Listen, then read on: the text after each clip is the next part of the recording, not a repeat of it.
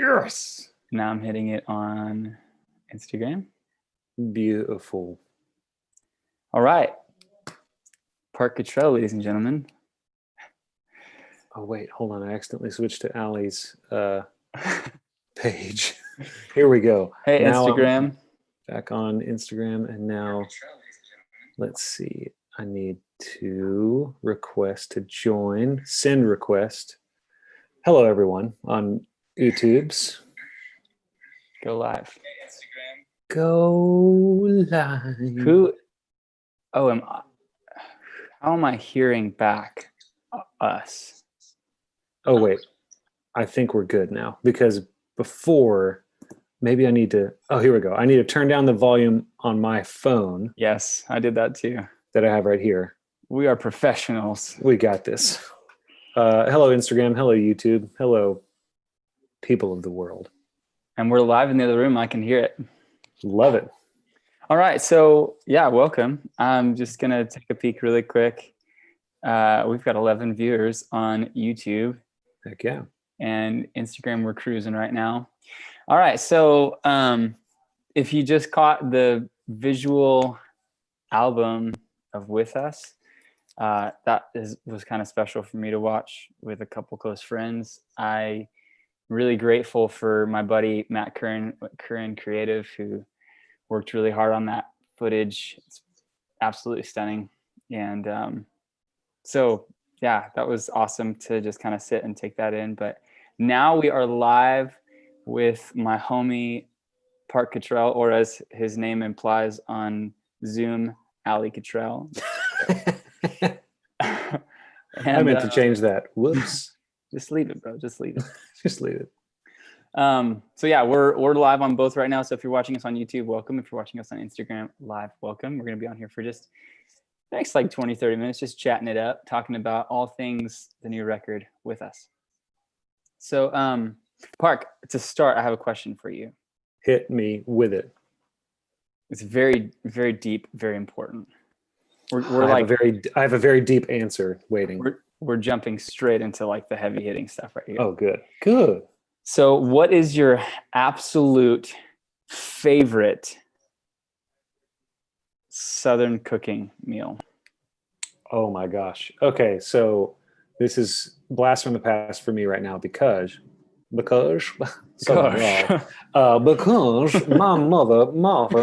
my mom, she hasn't made it in a long time. I don't even know what it's called, but it's like a skillet chicken cornbread casserole thing. Like it's almost like a deconstructed chicken chili that's baked into cornbread. So it's like a cornbread loaf. Or okay, actually, here's the better way to describe it. She never gave it a name. I have no idea if she made it up or if it was like a passed down recipe. But it sounds like possibly Colonel Sanders made it up. Potentially. Imagine a chicken pot pie, but instead of pie, it's cornbread, and it's more like Southern, almost slightly Southwestern tasting, like just like maybe this much.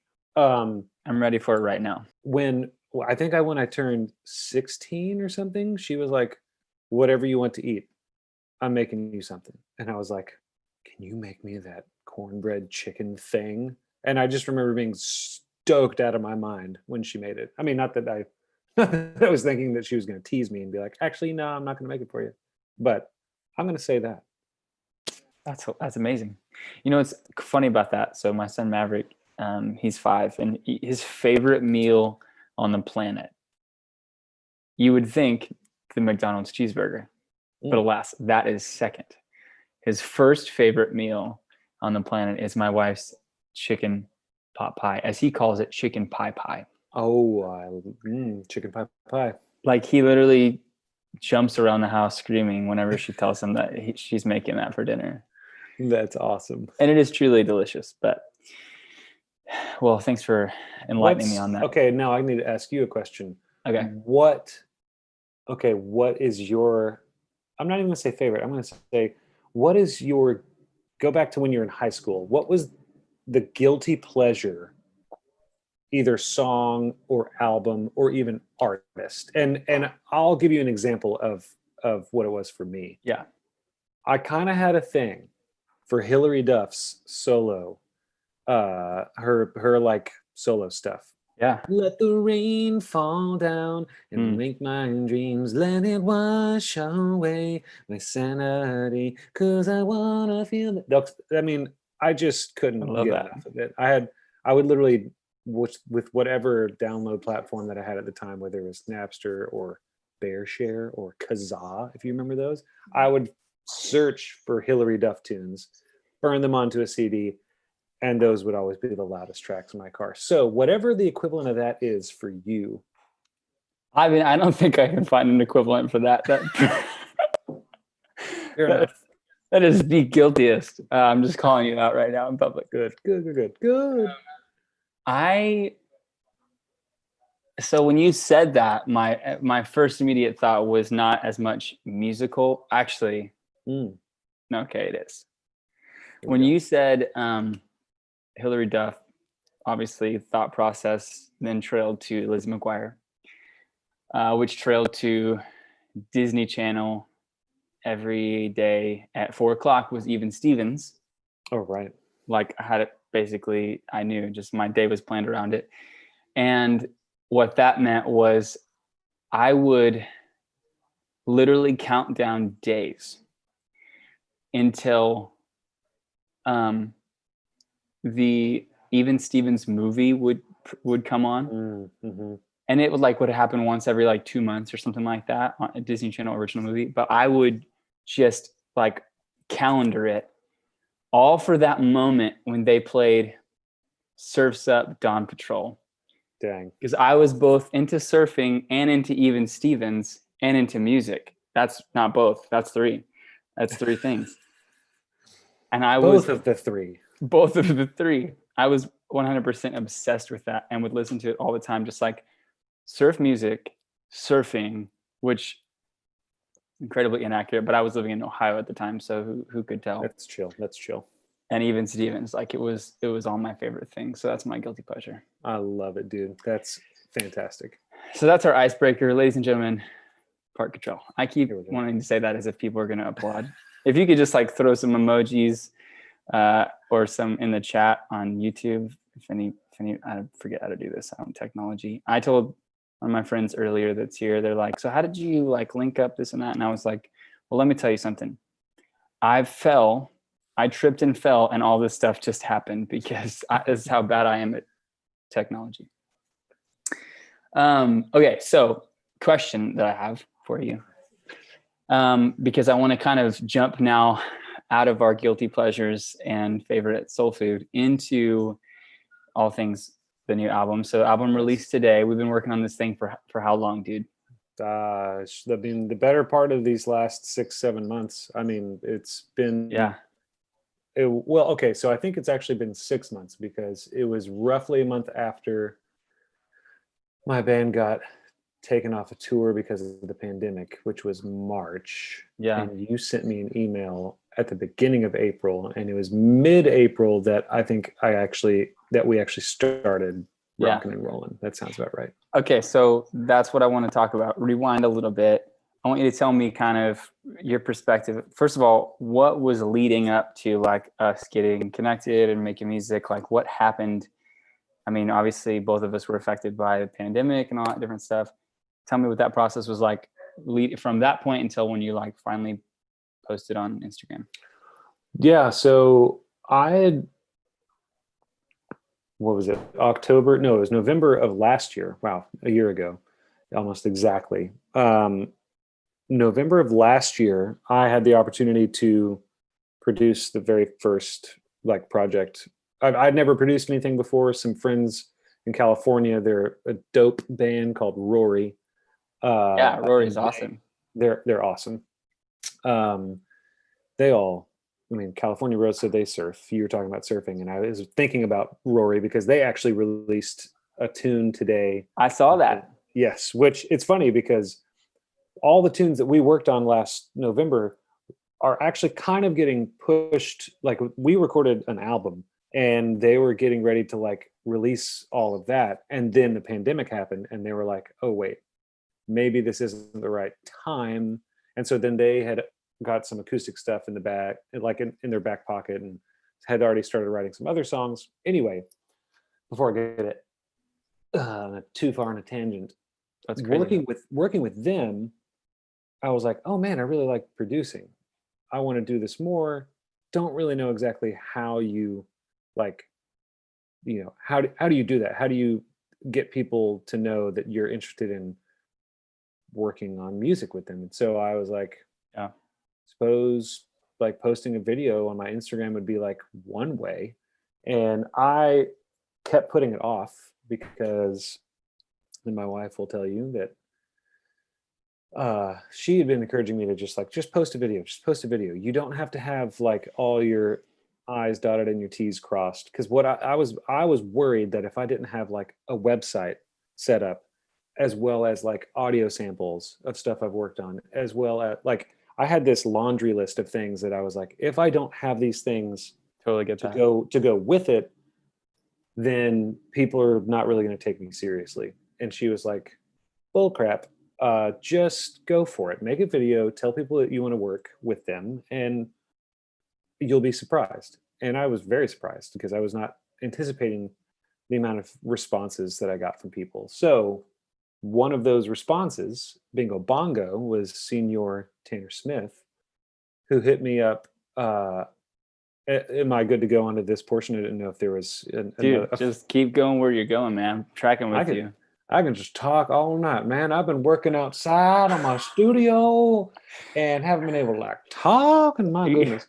Eating some cornbread chicken stuff. And that cornbread pie. So Tanner hits me up. I see this email and I'm like, also, so it's known. Anytime that I would see an email pop up on this, this Gmail account that I had kind of linked, like been telling everybody that was interested, that saw the video on Instagram, I was like, hey, send an email with your inquiry to this new email address that I created. So it's all compiled. And anytime I would see an email, I would be, number one, dumbfounded, like, wow, more people actually want to work with me. I kind of thought that I would maybe get like 2 bites and then like, I'd post another video 1 month later or something like that to try and get more excitement. So Tanner's email comes in, and it was very clear before I even finished reading the whole email that I was just going to work with him, because he was like, all right, Park, I've made music in the past. I've got a little situation right now where I really want to make want to make a scriptures situation. I like that. right. I really want to make a scriptures album that's like sonically and also thematically centered around peace. And he went on to tell me about situation with his son, and having to have brain surgery. And literally, I read, I forget how you worded it. It was either brain surgery or brain tumor in the email. And I remember just reading that, and I stopped because I think Allie had walked in the room, and I was like, I'm gonna work with him. Because you'd said, like, I don't really have much of a budget. Like, here it is. This is all that I can do. Anyway, I think it would be cool. Like, let me know. And I just remember not even having heard any of your demos. I was dangerous, my man. Dangerous right there. Sometimes you get a feeling, and that I just got a really strong feeling of like, this is something that not only, well, here, let's be honest, everybody. The fact that I just threw it out to the world, hey, let's make music, knowing in the back of my mind, I can potentially like capitalize on this. Like, it's a tricky thing to like, I was anticipating people reaching out with music that I wasn't really into, which didn't really happen. I'm going to be honest with everybody. Which thank goodness, yeah.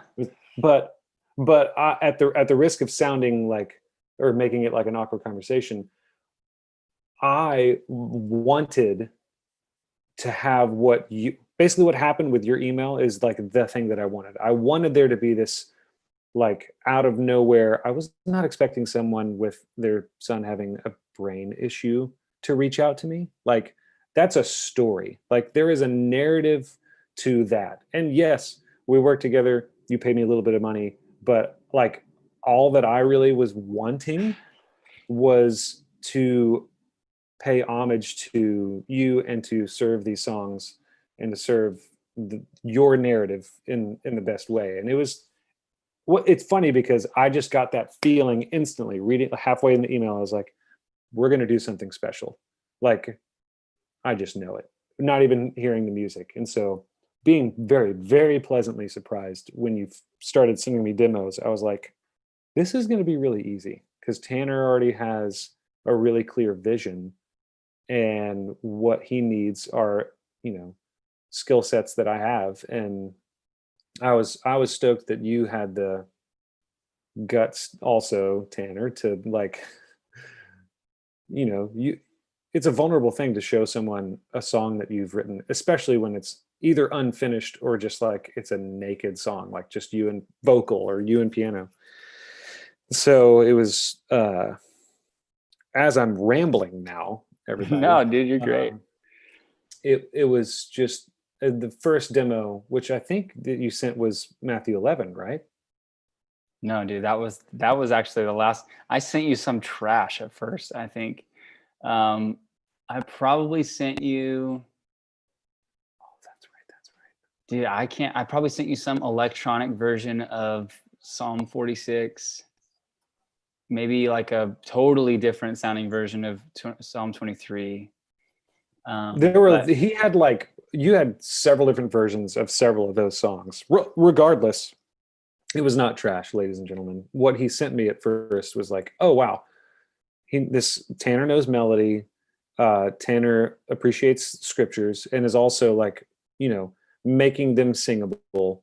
And it was very clear, like, he knows what he's doing. He has done this before. He is an artist. And so it just felt it felt like you laid out the red carpet for me, in terms of, what we had to get done. And then it was cool, he's in Houston, Texas. I'm in Nashville, Tennessee. And the fact that we're in this day and age, specifically during the pandemic, are able to like postal service each other back and forth.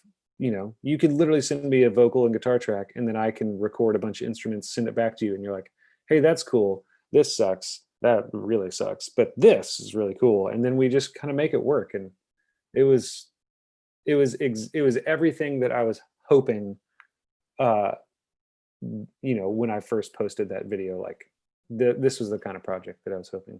See, my perspective on that is very humorously different. Let's hear it.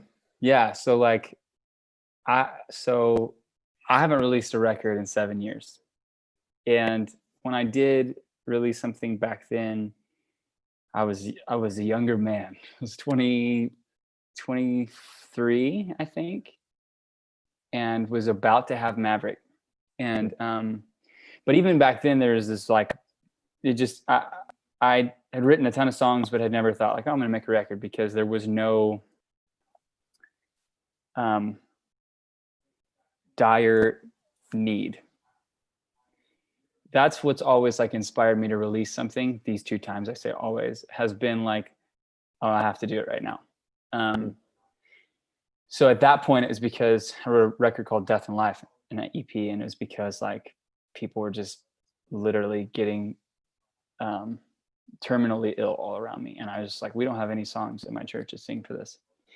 Fast forward to this, I'm sitting in the parking lot, like waiting for a phone call from my wife, like, hey, is Maverick's good? He's not good. Here's what they figured out, didn't figure it out.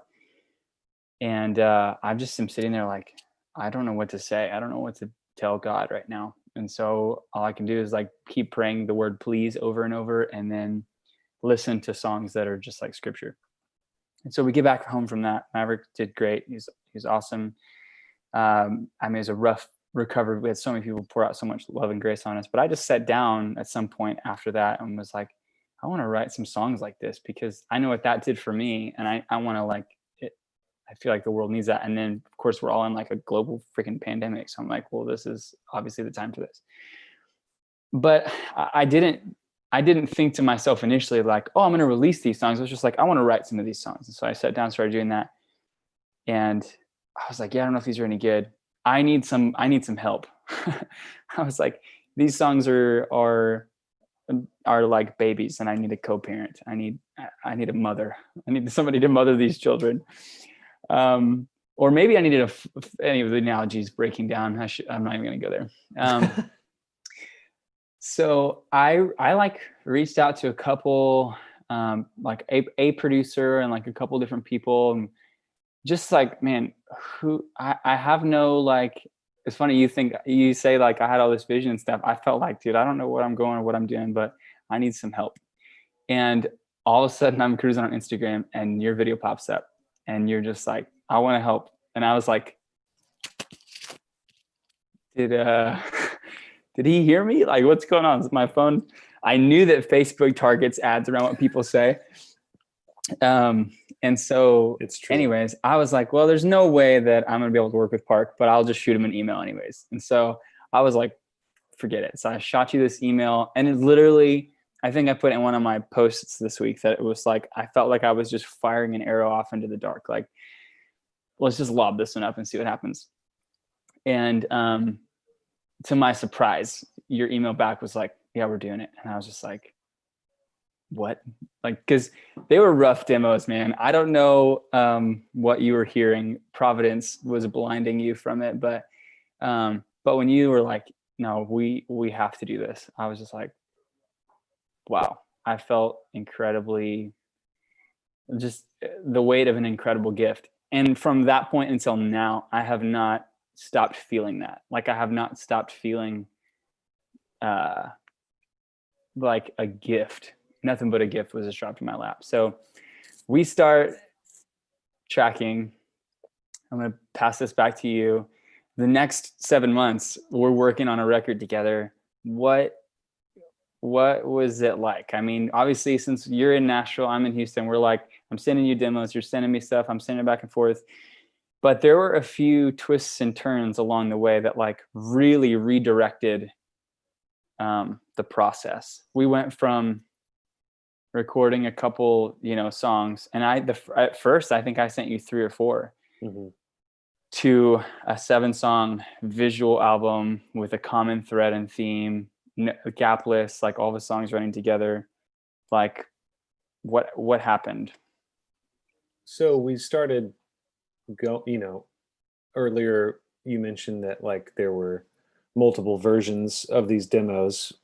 I honestly, the timeline, if you recall this, Tanner, the first demos you sent, I think I was working on maybe some other projects at the time, so I was like balancing, trying to like finish those while also getting to your songs, and kind of was jumping back and forth a little bit. And so in some of those down days, weeks, maybe a week or 2 at a time, you would have sent like, okay, here's these 2 songs, and then like 3 days later you sent me a different version of the second song, and you're like, hey, I've just been kind of messing with it, this could be crap. I was like, don't listen to that first one, it's terrible. Here, listen to this one instead.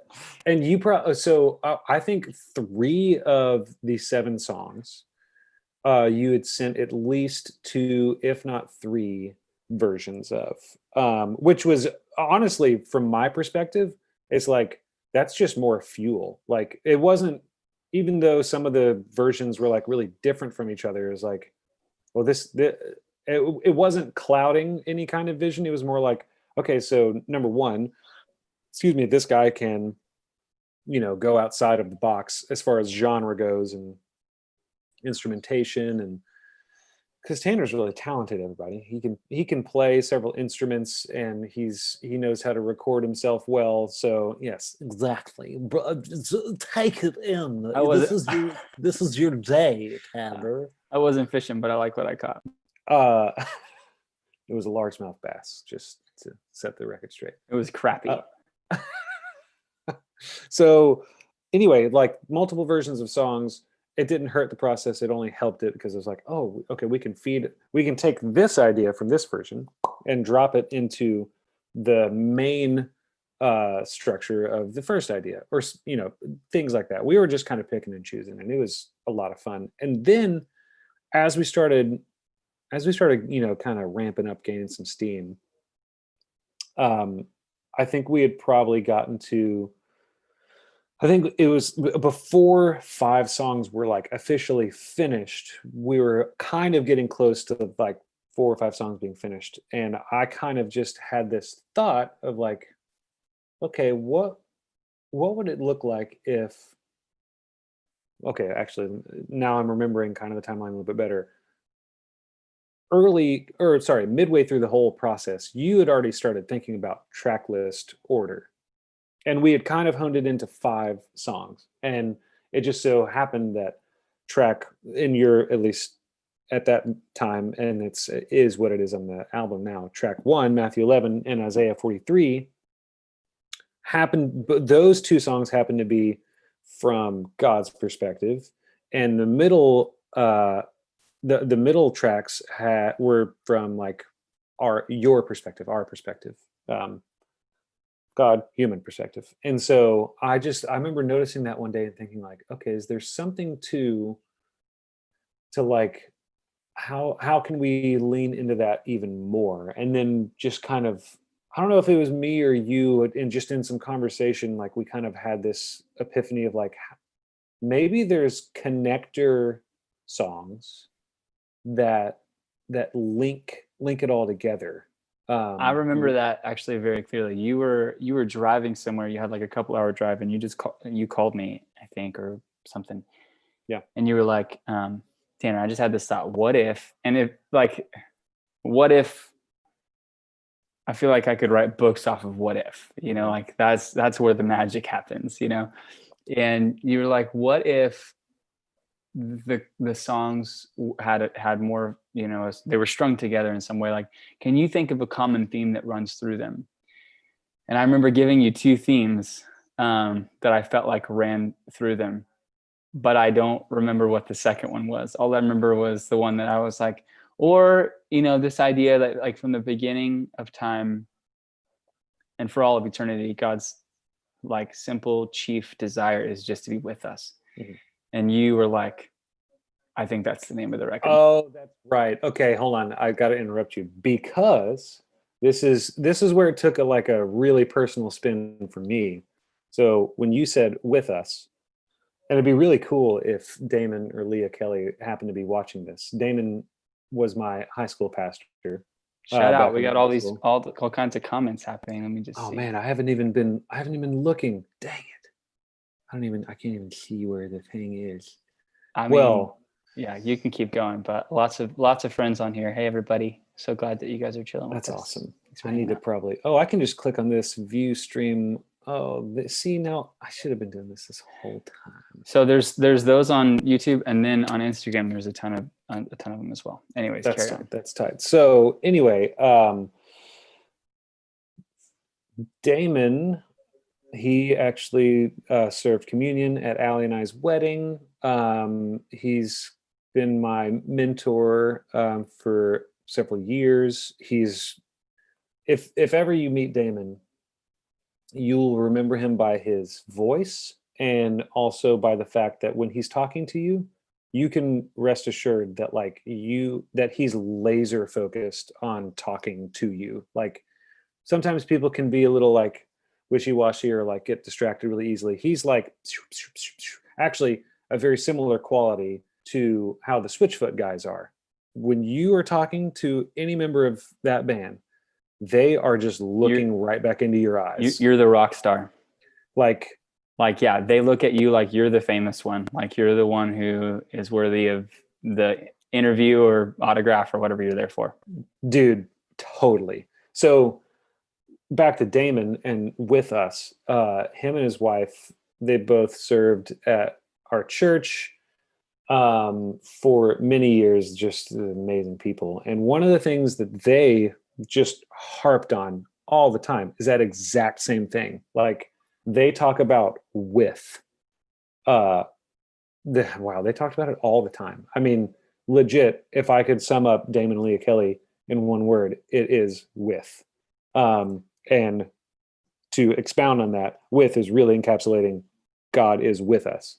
And so when you started riffing and you're like, yeah, from the beginning of time with us, and it just like, it was kind of selfish for me because I was like, let me hitch onto this horse that Tanner is that the phrase, hitch on the horse? Whatever, it sounds right I to have me. never heard that before, but it might have been somewhere deep inside of your corn casserole chicken Let cornbread. me hang my, no, we're just going with it. Let me Hitch the horse, onto man. onto that horse. I'm gonna hitch on that horse though. When you're done hitching No, onto so this horse. it just like it struck me. It was like deeply nostalgic and personal, uh, and I did not think that it wasn't by a random chance that you, Tanner, from Houston, Texas, complete stranger, happens to reach out because you see my video that I posted, that I posted because my wife encouraged me to before I got all my ducks in a row because I didn't really need to. Like the domino effect when you like look back, it's like, how could this be coincidence? This is what it, and that's why I felt so confident. Like, no, this is what it's going to be, and just how it eventually, tied in to everything, and that the album starts with, from God's perspective, come all you weary and heavy laden, like lay down your burdens. Like, what a great way to start a peaceful album. Also, the fact that the instrumentation on it is like the most chill and peaceful. And then you've got these other songs, and then at the very end, you've got from God's perspective again. And I was super pumped that my wife was able to sing the last words that you hear, with you, with you. It's just so cool. And then remind me, Tanner, how did we get to those other two songs that we ended up adding into that batch of 5? Yeah, so we were talking about the idea of with us, and we just started like going back and forth on it. And then you were like, well, what if these kind of were all strung together? And I think it was I think a separate what if conversation. Like you went out to like a lake for a couple of days or something. We had that conversation on your way. And then when you came back, we were talking again, and you were like, I was thinking, and you're like, what if the entire record was strung together, not just with a theme, but musically, which is funny because in our initial, like one of these that we had back in probably April, we were like, well, trying to like figure out who each other were. And we're like, well, what kind of music do you like to listen to? Like, well, we both were like, oh, we always used to love Me Without You is like one of the bands that we threw out. And Me Without You has a distinct characteristic about their records, is that it's just from start to finish. It's this journey. And so when you said that, I was like, that's the dream for me, is to create a piece of music that doesn't stop, that takes you from one place to the other, because that's really honestly the way I view song. That song is a journey. Like you are a different person after you get into and travel with wherever a song goes. And so whether you're hearing it or you're singing it or you're a part of a live performance of it, you begin as one person and with one experience and one, perspective. And then as you navigate your way through verses and choruses, as you take bridges, when that thing ends, you're a different human. And so to do that over the course of like an entire record, I was like so incredibly, again, felt this like feeling of gift, because you just basically took your foot and just like slammed on the gas pedal. And I was just like, okay. I thought we were getting out of the car. Like I thought the ride was over, and I unbuckled my seatbelt, and then you're just like, wah, and I just like buckled back in, and I'm like, let's do this. I think we probably could have wrapped this thing up and been done like in probably July. Totally. But I'm so grateful that you were like, there's more here. And that's why you're so gifted as a producer. Not simply because like you are a freaking master musician. The parts, anybody that if you listened to this, all the things that made you feel something was Park. Not only like playing on one instrument, like, oh, wow, that guy really makes you feel something when he plays the guitar. But like, that guy makes you feel something when he plays the drums. That guy makes you feel something when he plays the keys, when he sings, when he programs, like everything that you added to it. So not only are you gifted in that, but you're gifted in identifying within the song, the artist, the project as a whole, the potential that's there. Like you're mining, you're uncovering something. And I didn't know that there was precious metals under, a bunch of the dirt that I had scattered about. So that's how we ended up with like what is now basically a 30-minute song essentially. And I'm grateful because then there was another later conversation, and we're running out of time. So I have another question to ask you before we finish up. But Sure. there was another conversation that we had where once again you were like, Tanner, what if? And you said, what if this wasn't just music, but this was a visual album? And like you're doing some construction right now in your studio. You took what was like an 8-foot ceiling and you just blew it out, and it was like 12. And then I was like, this is great. It's so much more spacious. Like this is what's popular right now. And then when you said that, it was like, let's just take the roof off. And so now it is what people just witnessed on YouTube, and which is going to exist for ever on YouTube for people to just watch and jump in and enjoy. And hopefully it takes people somewhere else. The last like few days, just amidst this release, I'm going to be totally honest and vulnerable and transparent right now and say that I have been like not very present, not very still. And it feels ironic and even antithetical that like I'm, promoting this record of like peace and stillness and rest. And yet I've just like, I've got white knuckles over here and I'm just holding on for dear life. And, but the reality that is for so many people right now, like that is where people live in a heightened way since COVID started, in a heightened way with political issues, in a heightened way with tension and division and all of the struggles of the left and the right, and racial injustices and all these different things have just left us like white knuckle hanging on. And I need this record to like play, slow down, take some deep breaths, and be a different person on the other side. So speaking of that, I'll use that to segue. Some kind of major things in both of our lives, I think, have happened since we started. And I know for me, there have been moments where I've like, dude, I didn't realize how much I need this song, not just with Maverick, but man, a lot of different things. I would come back to these songs, and I think working on them was really therapeutic for me because life has been chaotic and just entropy is taking its toll upon like the world. And I've felt that in a very real way.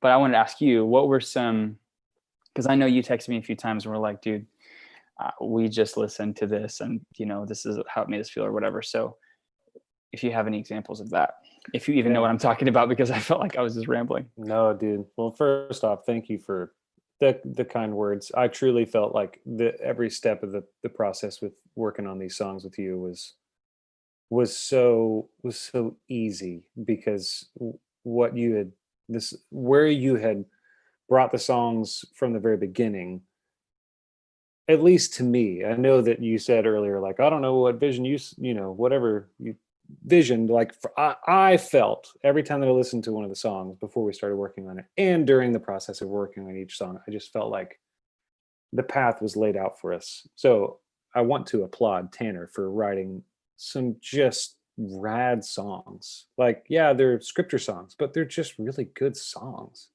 Like, melodies are out of control, if you ask me. So I just want the record to show that Tanner Smith is a force, and I know that Yeah, that's this is very not going kind. to be the last project of this caliber that you do, whether or not we work together on another project again. Oh, we're Which working together on another I've, project. yeah, I was about to say, I feel like we will. So, I mean, one thing that happened, small thing in our world during the process of us working on it, my son was born, and a lot of emotions and a lot of reality happen and change pretty drastically and also just haphazardly. You can't really see him coming from any direction. And I mean, big life change. I mean, first kid for anybody, yeah, big life change. Pretty easy for anyone on the outside to be like, "Oh, you had your first kid."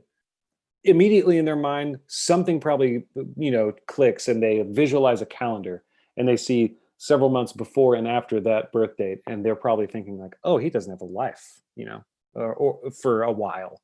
Or if he does, he's going to be a really tired man." Well, you know, for us with Nehemiah, our son, is the bomb. And yeah, there's He's been a some pretty sleep. special little dude.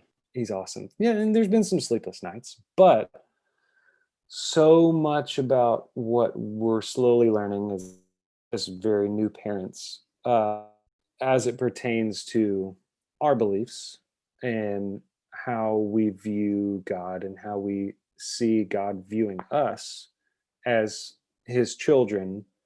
you know it's all heightened to the nth degree when you have your first kid, and then to be like singing and working on songs that's all about God with us, and dwelling within us, and all of with just, it made everything like vastly more potent, all the lyrics and all the melodies, and it also, I feel like, pre and post Nehemiah's birth, I feel like it made a lot of things not just easier but like clearer, to like, this is what we need to do, uh or even, I think, I'm trying to remember when, I forget the timeline.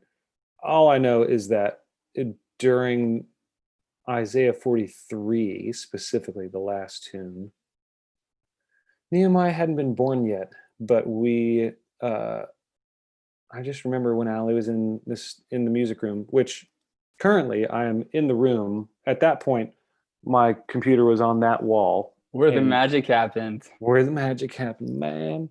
This was pre Brother Studio. It was Brother Studio 0.5. Never mind. Um, but I remember her being in here, and we were, trying to come up with just a new melody or something at the end of the song, and that's how the record ends, is with her singing, "With you, with you, with you, I'll always be." And I So good. remember thinking about, we already, no one else knew Nehemiah's name. He hadn't been born yet. It was actually kind of crazy. Like, we didn't tell anybody his name until a couple hours before he was born, which we did a good job. Normally, it's like you tell somebody. I We know, didn't that's tell anybody. impressive. We didn't It's a tell anybody. strong will right there. But I just remember like hearing Ali sing on something I was producing for an artist that we had this cool connection, and that also our son was about to be born, and God is with all of us uniquely, but he's with all of us. Like, there's this uniting thing that happens, as well as a very deeply personal, unique thing for each of us. And I just like, I don't even think I realized until this moment that that was what was good. Like, that was the kind of thought going through my head. But because I just remember feeling very, honestly, euphoric, just because I feel like it's such a beautiful way to end the album sonically and thematically, and I don't know, like that. So anyway, tangent. That was a big life thing that happened for us, and then obviously, my band Colony House were ditched off the road because of the pandemic, and yet, if it weren't for that, I don't know when I would have posted anything about, like, let's, to the world, hey, let's all make music together. And it's like there's these silver lining moments. Not that I'm not obviously not thankful for the pandemic itself. It's rough, but there are things that happen, that can happen, that you can find in really dark times. And I feel like I'm going into preacher mode for a second, but like, Preach it, brother. Come on. it's when we have the like capacity and the guts to like dig deep into the really tough times that we're able to find. Yeah, it takes a lot of work and it sucks, but you're able to find some really cool uh things. That's how I end that thought. You're able to find some really cool things. Some stuff. Yeah. When the going gets tough, you find good stuff. That's great. That rhymes. I'm gonna put that on like an old piece of barnwood and hang it on my wall above the bathroom, above the toilet, right below the piece of thing that says toilet paper is in the cupboard or whatever. I don't know. Yeah. To sum up, I mean, my biggest takeaway from working with you is that you're just a genuinely amazing person who loves the Lord and had no ulterior motive in making a scriptures album. Not to say that I'm calling anyone else out that did the same thing, but like it was a very pure process. And I think I saw that from the get-go, and I was like, there's not a lot of purity happening in the world right now.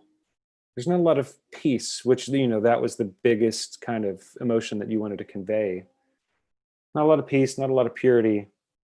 Probably would be good to work on something like that. In addition to already feeling like, okay, this guy seems really cool. And then hearing the demos and being like, confirmed, he's cool and he writes good stuff. So it's just like, I don't know. It's easy for me to say, it would be easy for me to say, this was a fluke. But it wasn't. And I'm just really grateful that I got to be a part of this whole process with you, man. Yeah, that's so kind. Thank you for saying that. All that. I cannot overstate the fact that like I went into this thinking that you were gonna like help me make some songs and do me a huge favor by like not charging me an arm and a leg, and we were gonna like shake hands and walk away. And I had no clue that like I was totally gaining a brother. And I just feel really honored by you and Allie. I mean, when you sent me that demo of her singing that melody, it changed things for me, you know? And the countless number of times that you texted me saying like, oh, Allie and I just literally listened to that song we were just crying. Like that showed me, I think there's a level as an artist, there's a level like when you make something, you're like, I feel this, but I don't know if anybody else is ever going to feel this, or if it's going to do something for them like it would do something for me. And so the fact that it meant something to you guys was honestly what kept me going. Because there were a lot of times I don't think I ever told you this, but I was like, I'm done. Not because of anything other than just like my own insecurities of like, I just don't know if this is going to, work, or if people are going to like this, or, I mean, all that crap that we think about. But when you would text me and just be like, dude, these songs mean something to us. Like it honestly changed everything for me. And I think to your point about just raising kids and what that does to our perspective of God being with us. There's a book that I read to my kiddos at night, and it's called The Garden, the Curtain, and the Cross. And it's just basically the gospel story illustrated for children. And there's this line that says something to the effect of that God did everything just to be with us. And every time I read that out loud to my kids, there's something magical that happens inside of me where I realize like this feeling that I feel towards my kids that I'm reading this to, that I don't care if they perform well. I don't care if they achieve great things. I don't care if they amount to whatever a parent would hope. I enjoy them. I delight in them. I want to be with them.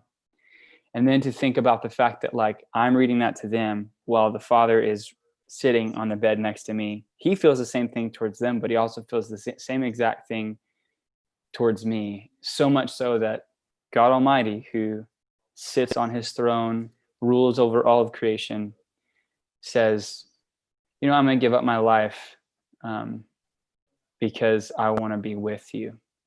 And then says, I'm going to change my address when it's all said and done. I'm going to come and set up my tabernacle with men.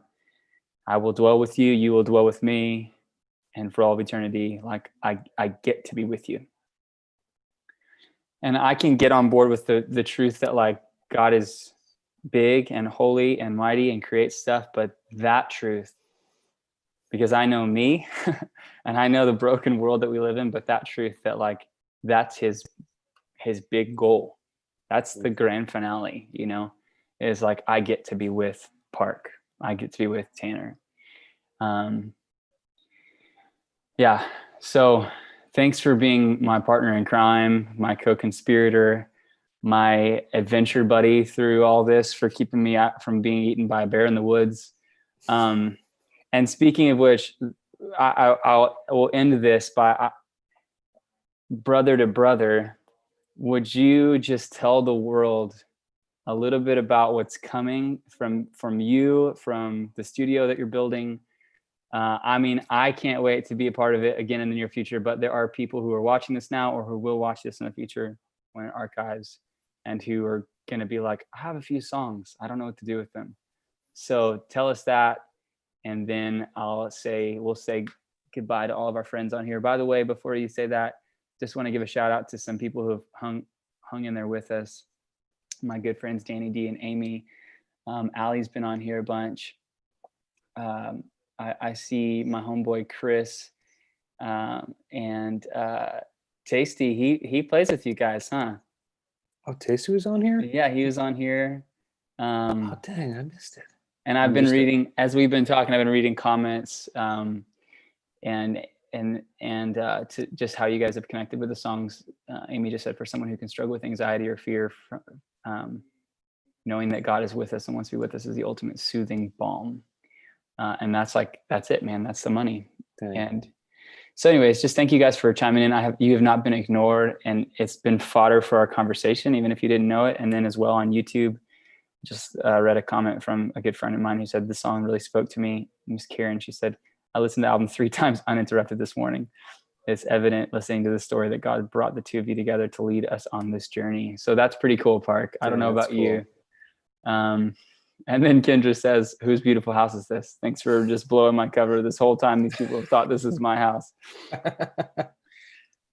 Props to the Bates for letting me use their home, not only in this conversation, but also on the record. If you saw that, my house, there would have been toys everywhere. I have 3 little children.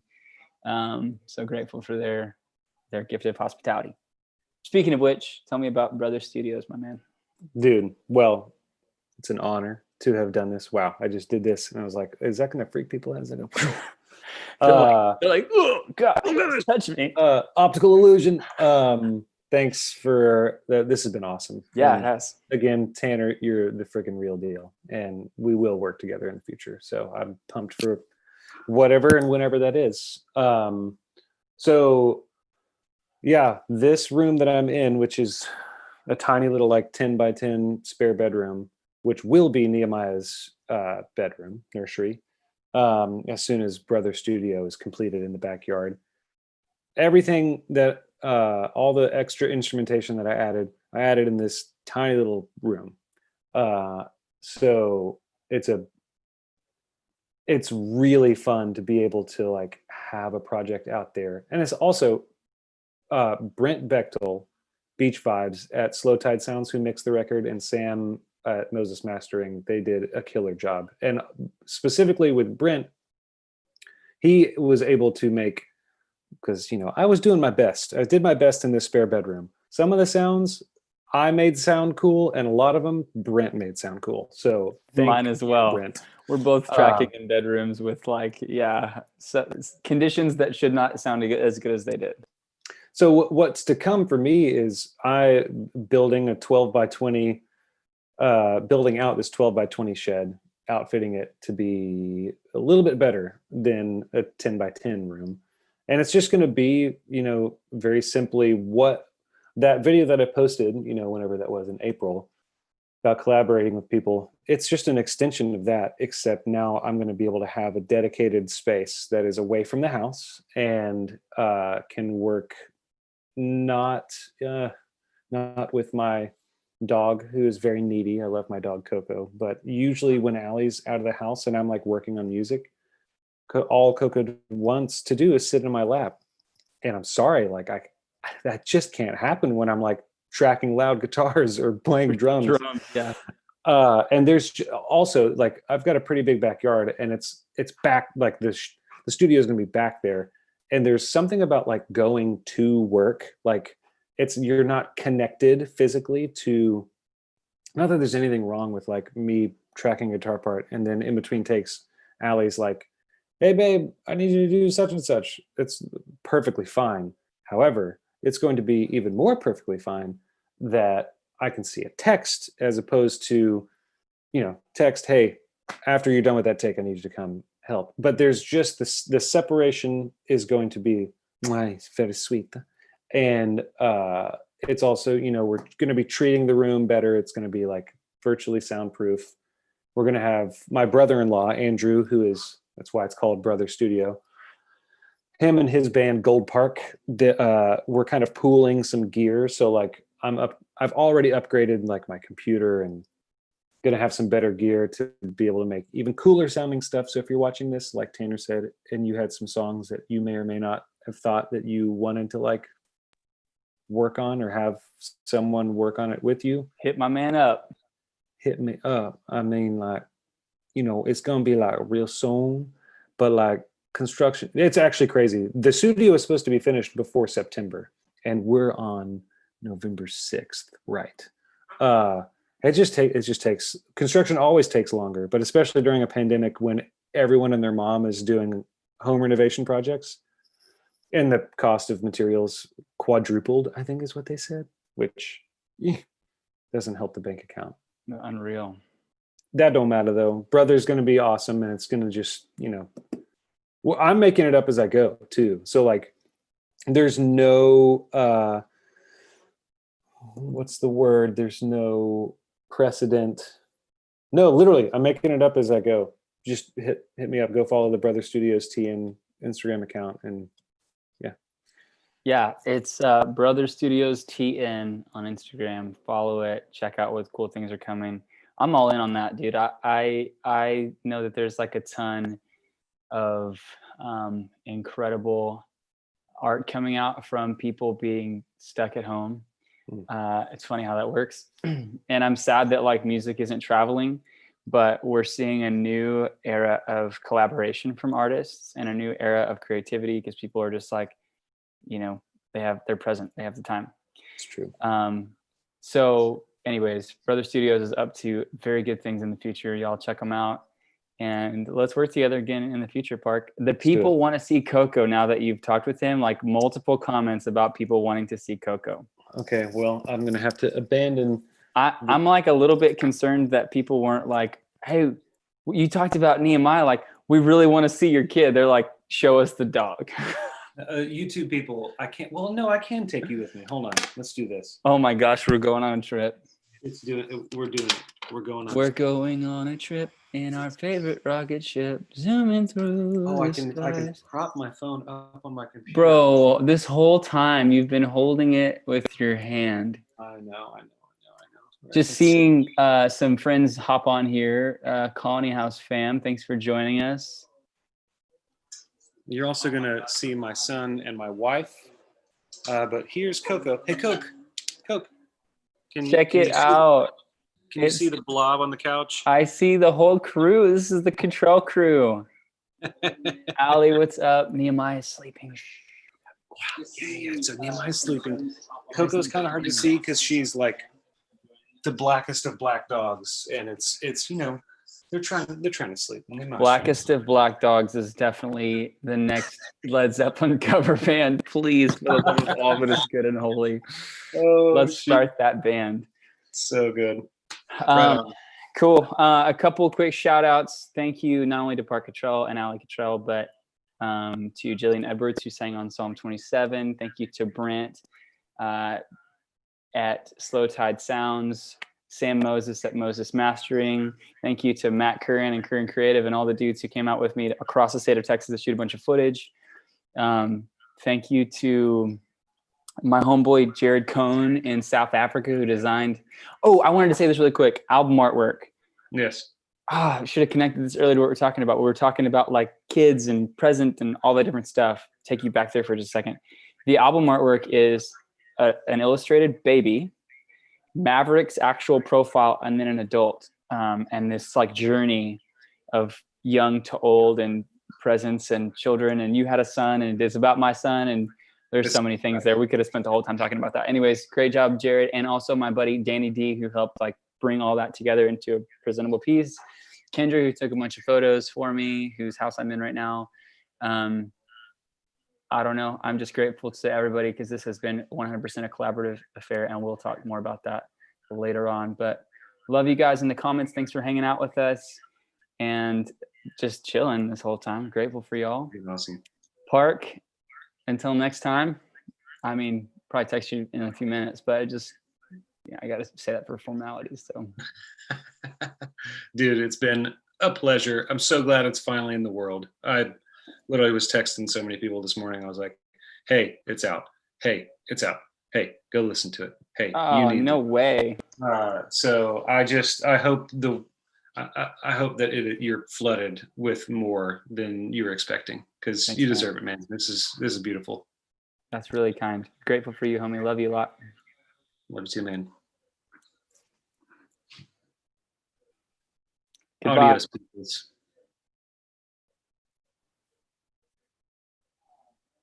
This awkward moment where I don't know how to end the conversation and get off of the internet. I'm ending the stream. I've ended the stream. We're fine now. Oh, cool. Parke,